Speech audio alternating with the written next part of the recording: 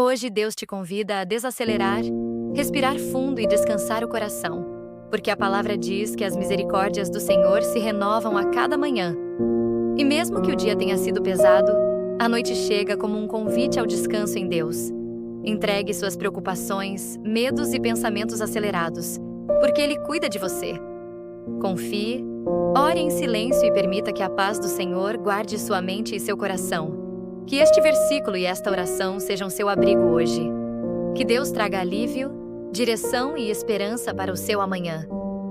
Receba esta palavra como um lembrete diário de que você não está só.